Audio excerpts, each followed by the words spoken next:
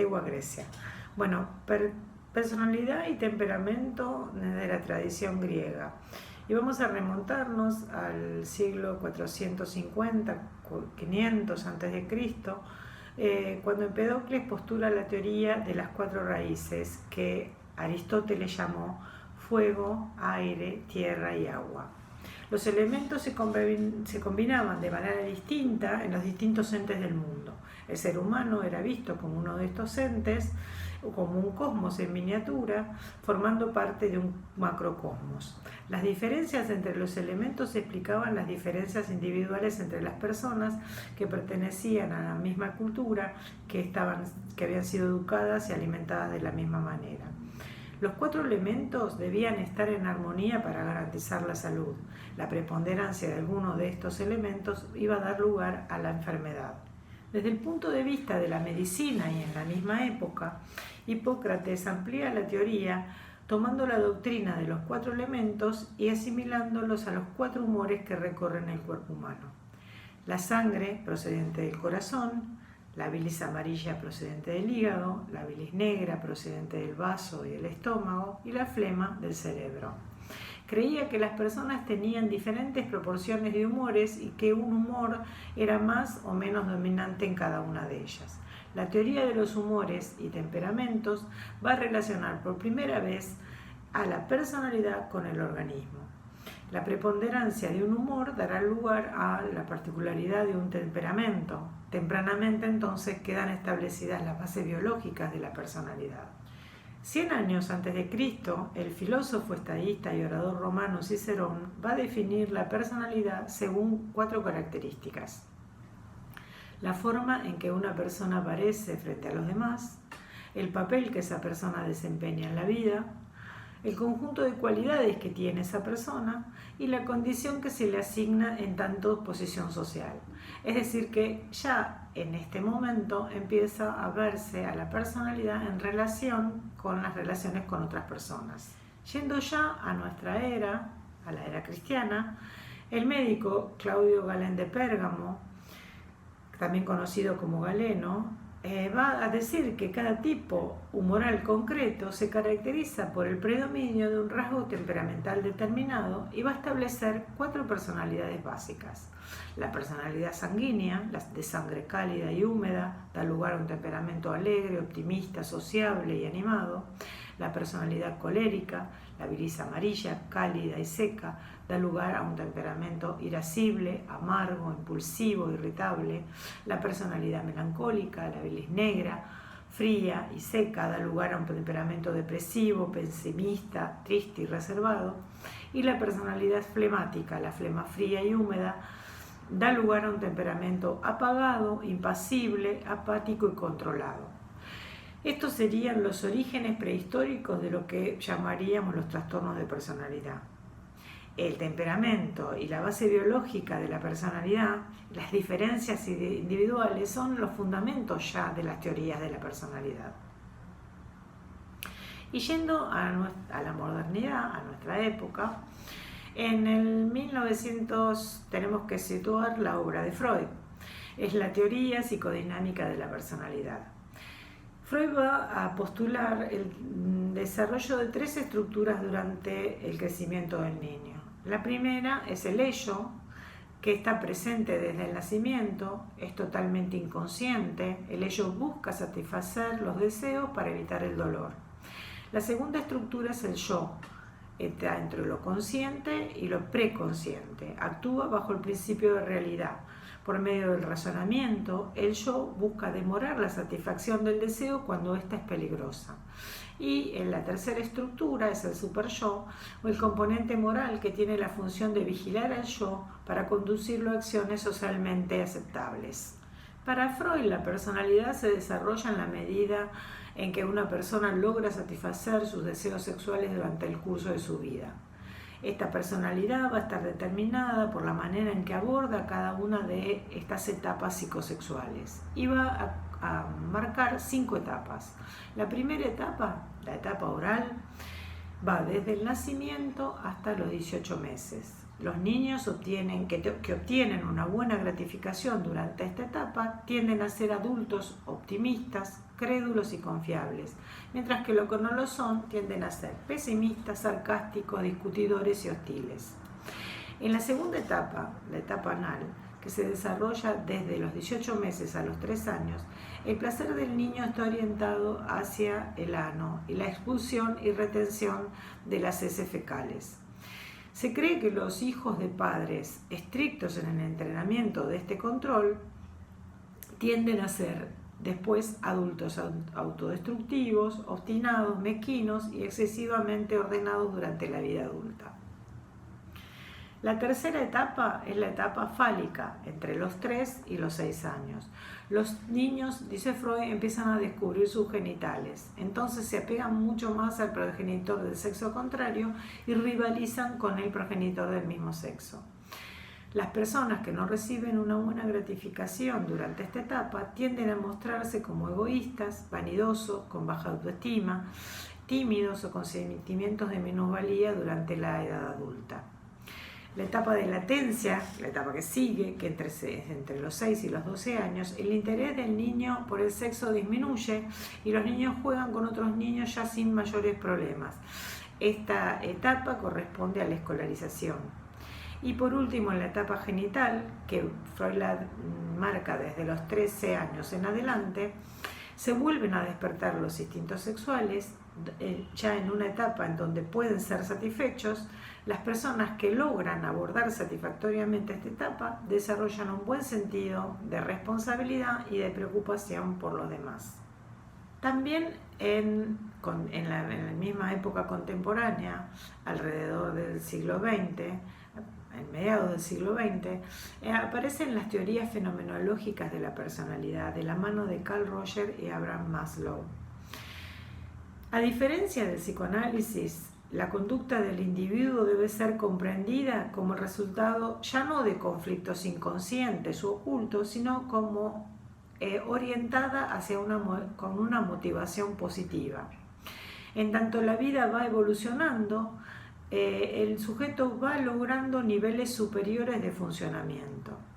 Es así responsable de sus acciones y también de las consecuencias que tienen estas acciones.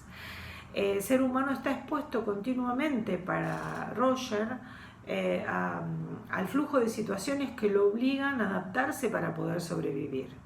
En el organismo existe la tendencia a actualizarnos constantemente, motivados a crecer, a expandirnos, ya que no solo esto nos permite sobrevivir, sino por otro lado nos permite desarrollarnos para alcanzar autonomía y cumplir objetivos.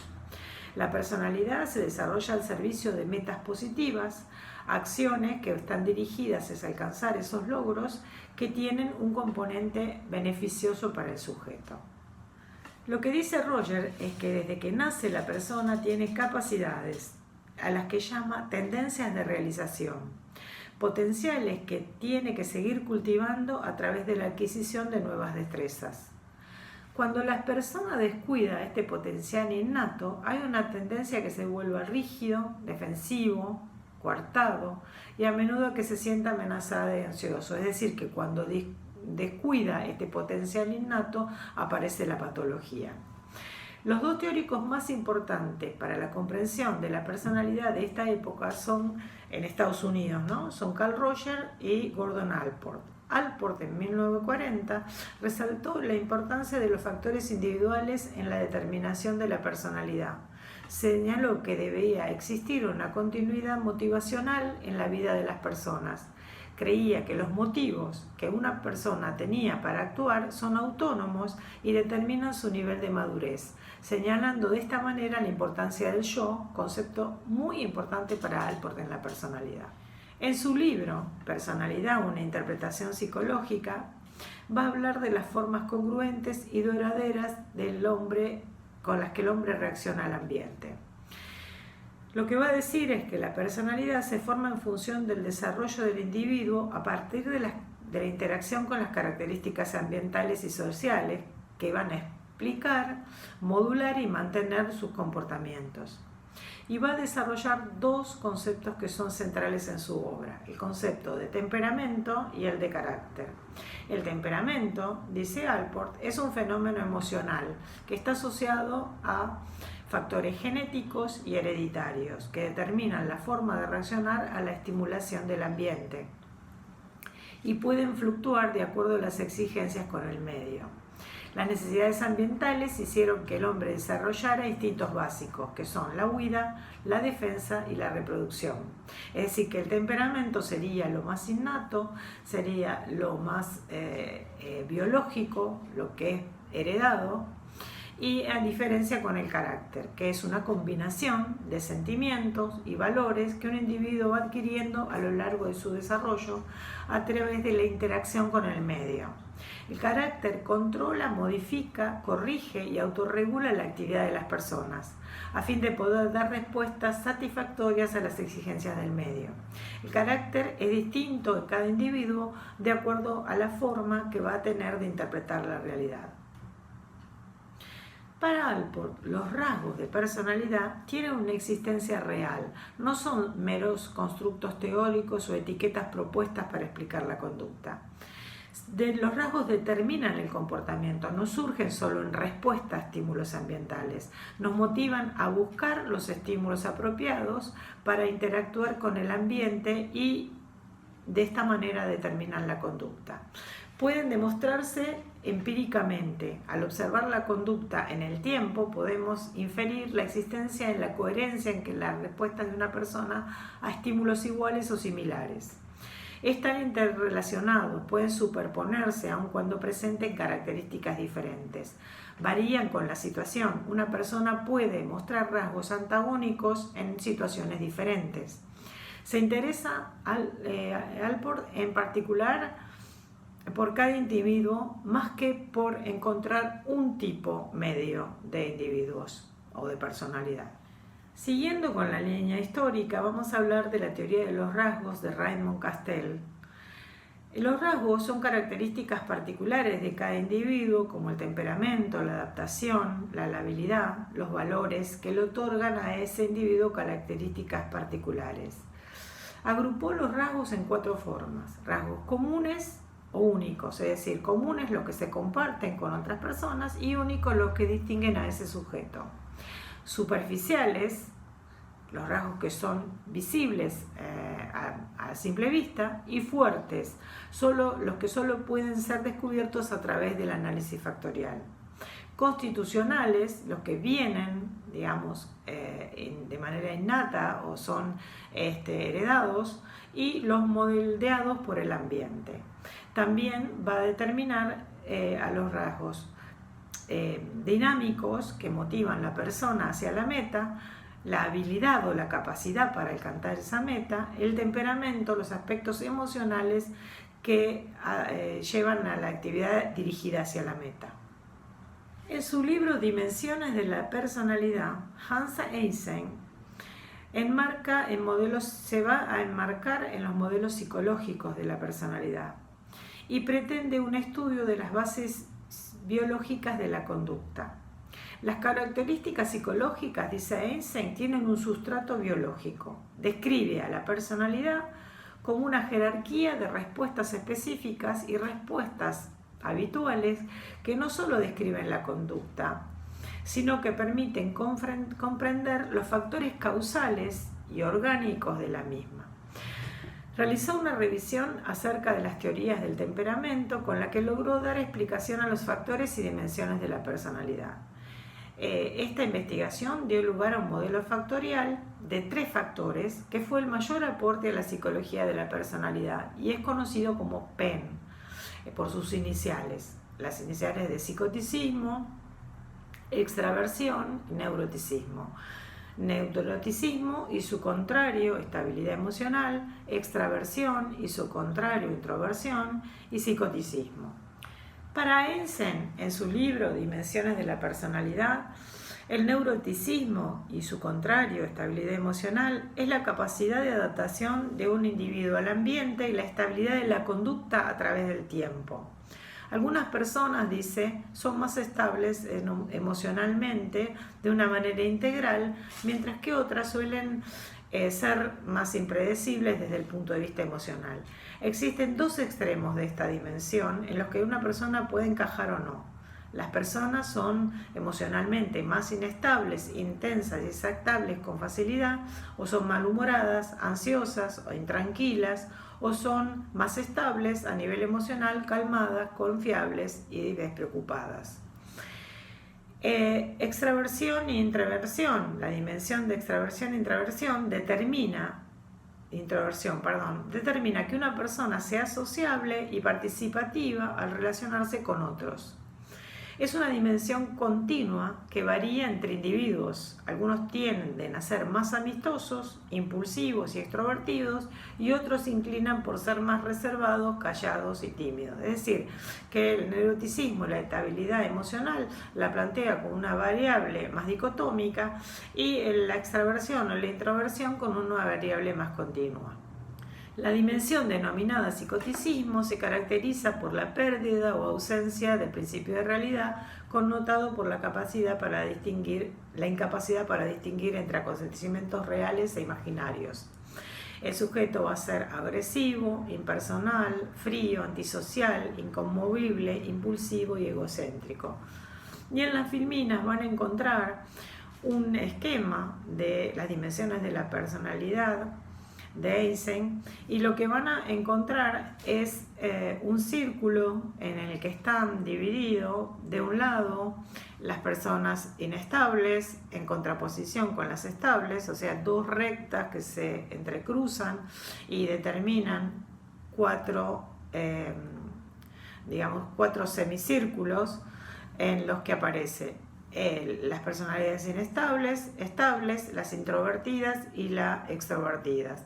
Y atravesadas, en cada uno de esos lugares van a encontrar las características, y atravesadas está el control, el alto o el bajo control de los impulsos del psicoticismo. Si ustedes miran este círculo, esta gráfica de la propuesta de Eysenck, van a encontrar también las cuatro características de personalidad de los griegos: los melancólicos, los coléricos, los flemáticos y los sanguíneos. Es bastante interesante ver cómo estos desarrollos después de tantos años, de tanto paso del tiempo, son coincidentes. Bueno, vamos a volver a los años 20 o 30 para situarnos en Galton, McDougall y Thurston, que son sus investigaciones las que muestran los antecedentes de la hipótesis disléxica. Esta hipótesis es muy importante para la teoría de los rasgos.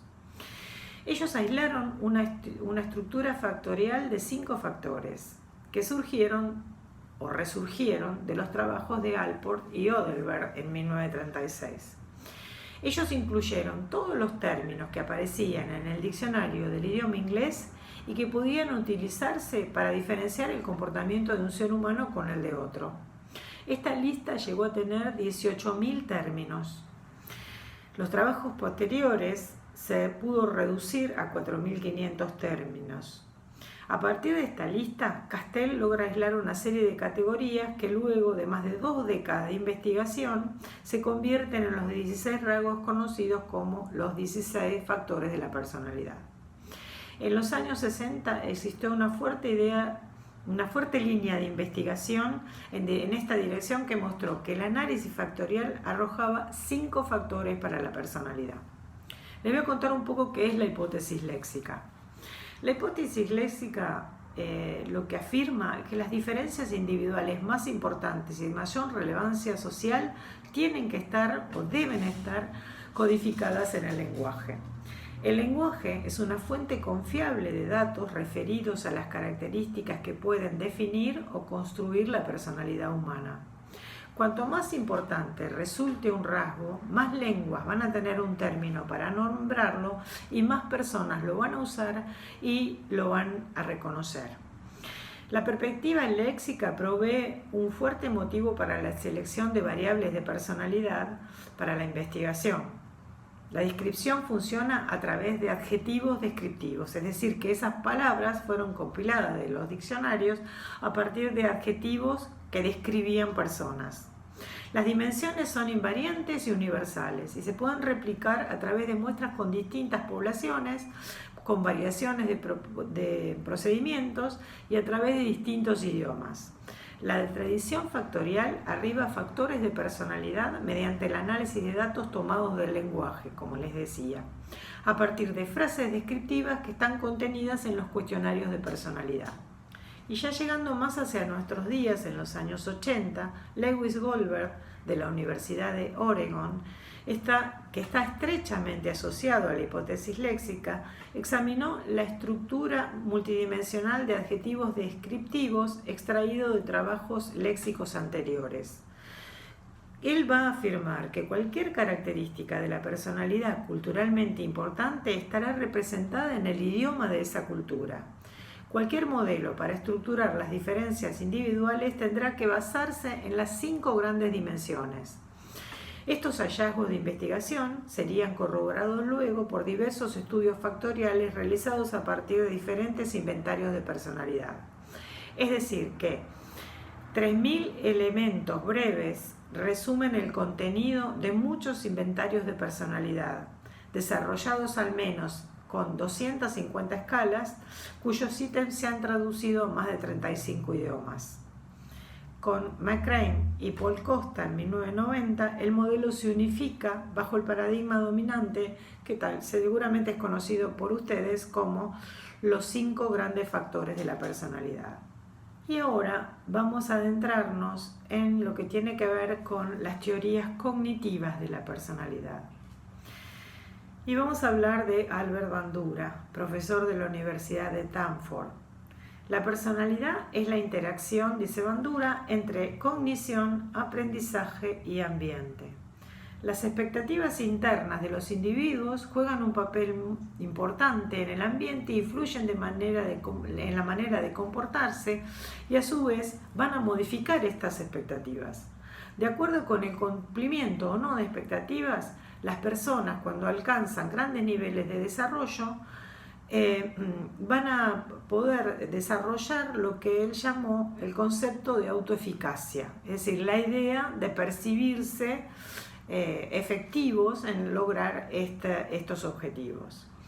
En una continua resolución de problemas, dice Bandura, partiendo de la experiencia y de la capacidad de procesamiento de información. Bandura consideró a los humanos como seres complejos, únicos y activos, destacando el pensamiento y la autorregulación. El carácter, en tanto de dimensiones aprendidas y vinculadas a factores psicosociales, tiende a formarse de manera continua, pero especialmente en los procesos de socialización básicos. Y vamos a otro autor, como Walter Mischel, que desarrolló su obra Personalidad y Evaluación en 1968. Mischel se interesó en estudiar las variables personales del aprendizaje social cognitivo que permitieron pensar de otro modo las diferencias conductuales. El comportamiento está determinado, dice Mischel, en gran medida por las exigencias de cada situación dada. Criticó la noción de que los individuos actúan de manera consistente en diferentes situaciones debido a la influencia de sus rasgos de personalidad. Famoso por su estudio longitudinal, la prueba del malvavisco, que mostró la importancia del control de impulsos y el refuerzo retardado en el éxito tanto académico como emocional y social. La prueba del malvavisco es una investigación que se hizo por allá por los años 60 con niños de 4 años a los que se les daba la siguiente consigna: se les entregaban, se les mostraban 2 malvaviscos y se les decía que que inmediatamente podían comer uno, pero si postergaban y esperaban 10 minutos para comerlo, se podían comer los 2. Este estudio fue un estudio longitudinal y se chequeó cómo había desarrollado la personalidad de estos niños después de 14 años. Se observó que estos niños tuvieron ciertas características de acuerdo a cuáles fueron las reacciones que tuvieron frente a la consigna. Es decir, que los niños más impulsivos tuvieron baja autoestima, baja tolerancia a la frustración y mayores índices de obesidad, mientras que los niños que habían esperado tenían componentes, eran más competentes socialmente y tenían mayor éxito académico. También tenían un índice de masa corporal más normal o más acorde a su edad. Para Mitchell, entonces, el comportamiento está determinado por las exigencias de cada situación dada.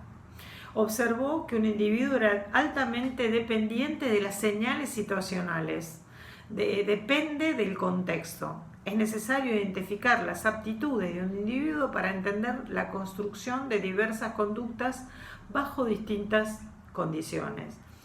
Es importante considerar la codificación y clasificación que hace de una situación y las expectativas respecto a los resultados. Es decir, que lo que va a incluir Mitchell en sus conceptos es el concepto de situación, es decir, cómo las conductas de un individuo van a modificarse de acuerdo a la evaluación que haga de cada una de estas situaciones. Otro teórico muy importante del siglo XX fue George Kelly, que habló de la teoría de los constructos personales. Kelly pertenecía a la Universidad de Ohio y planteó como concepto central el concepto de constructo, al que refirió a la manera de construir e interpretar el mundo por los sujetos. Para Kelly, la realidad no se nos manifiesta de forma directa, sino que la observamos a través de nuestros constructos personales.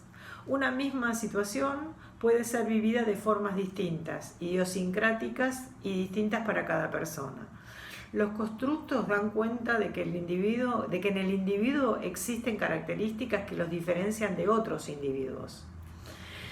Estos constructos permiten anticipar, experimentar los sucesos, interpretarlos y darles estructura de significado. Se constituye en predecesor así de los esquemas o scripts de la psicología cognitiva que ustedes conocen. Pero para Kelly las dimensiones son bipolares, son dimensiones de significado bipolares que constituyen un conjunto estructurado de conocimientos que tiene un individuo para entender y anticipar su mundo en tanto la experiencia. Y da como ejemplo Kelly que cuando una persona conoce a otra, por ejemplo, dice cuando Juan conoce a Pedro y lo construye como agradable, lo hace teniendo en cuenta los opuestos con otras personas que ha conocido y que ha determinado como desagradables. Es decir, que ello implica que Juan puede captar las similitudes que Pedro tiene con respecto a otras personas anteriormente conocidas y las diferencias a través de estos constructos que le permiten conocer la realidad. Y llegamos a Paul Costa y a Robert McCrane, que ya al final de los 80, años 90, recuperaron y revitalizaron el estudio detallado de los 5 factores, de los 5 grandes, y los estudiaron con cuestionarios en distintos idiomas. De esta manera desarrollaron una herramienta objetiva llamada el NeoPi, que en una versión posterior revisada se va a llamar NeoPIR. Permitió estudiar las diferencias culturales en las culturas que se resumen en estas dimensiones y su uso también como diagnóstico psiquiátrico. Es decir, que el NeoPIR, a la vez de evaluar los 5 grandes factores, puede ser útil en el diagnóstico de trastornos de personalidad. Bueno, y voy a redondearles un poco haciendo un resumen de todo lo que vimos hasta ahora. Ya desde la tradición griega, entonces, hay una primera clasificación de la personalidad en tanto personalidad sanguínea, colérica, melancólica, flemática. Ahí hay una primera intención de los estudiosos de poder determinar características que diferencian a un sujeto de otro. Ya en nuestra cultura, en el siglo XX, la fenomenología va a determinar o va a señalar que hay una motivación positiva que lleva al sujeto a una evolución positiva. Es decir, que las personas motivadas para crecer están motivadas para crecer, para alcanzar objetivos que tienen que ver no solamente con adquirir nuevas habilidades, sino con su autonomía. Hay una tendencia a la realización, van a decir estos fenomenólogos. El temperamento, y van a hacer una primera separación entre temperamento y carácter. El temperamento como lo más hereditario, lo más genético, aquello con los que están también nuestros impulsos más básicos, la huida, la satisfacción de la reproducción, y el carácter como algo más construido, más que tiene la capacidad de evolucionar a lo largo del tiempo y en la interacción con el medio. Es decir, que aparece tempranamente la teoría de los rasgos en una agrupación, en una primera agrupación, donde aparecen rasgos comunes y rasgos únicos, rasgos superficiales y rasgos fuertes, rasgos constitucionales y rasgos moldeados por el ambiente. Y entonces Einstein empieza a mostrar la primera clasificación en 3 dimensiones de rasgos: neuroticismo, extroversión, psicoticismo. La pregunta era cómo hacer para medir estas variables de personalidad. Y la hipótesis léxica les permitió a los investigadores pensar que los adjetivos que se usan en el lenguaje podían hacer que se empezaran a desarrollar instrumentos cuyos ítems evaluaran estas cualidades, estos adjetivos. Esta teoría de los rasgos tiene mucha investigación, mucha y muy controversial también, muy discutida. Y en términos de nuestros abordajes cognitivos y teóricos, los abordajes teóricos, los cognitivos, en términos de nuestra práctica clínica, en este recorrido por la historia pudimos ver cómo los terapeutas conductuales o los investigadores conductuales, al empezar a ubicar a la cognición como un mediador entre el estímulo y la respuesta, van a relevar las cogniciones de autopercepción, cómo las personas también van a evaluar su autoeficacia. Ya la fenomenología entonces había señalado que había una motivación hacia el desarrollo, hacia el crecimiento, hacia la autonomía, pero el concepto de autoeficacia es el que nos permite mostrar cómo el sujeto va haciendo una evaluación de sí mismo en relación a cómo reacciona y cómo cambia su conducta de acuerdo a las exigencias del contexto. Bueno, seguimos entonces con los desarrollos que les va a contar el doctor Fernando Arana.